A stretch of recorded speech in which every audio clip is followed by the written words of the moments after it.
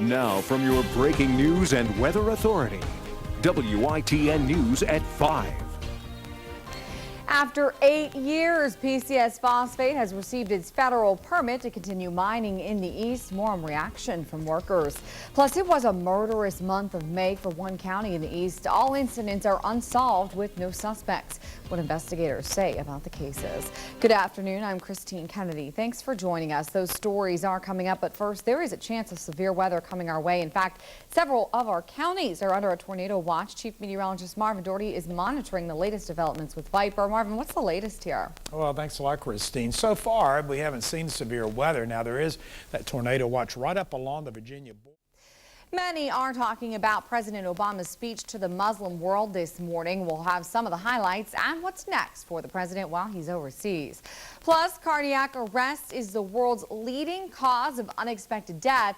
But with a new machine, that number may go down. We'll explain.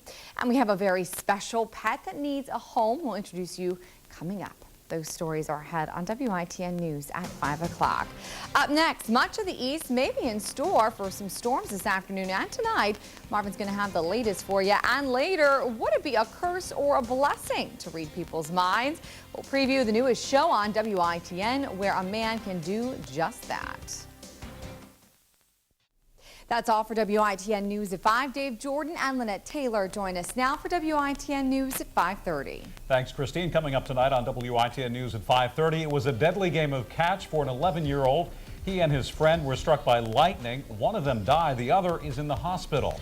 And Camp Lejeune will soon unveil a first-of-its-kind facility on the East Coast. We'll show you what it is. WITN News at 5:30 starts now. Now, from your breaking news and weather authority, WITN News at 5:30.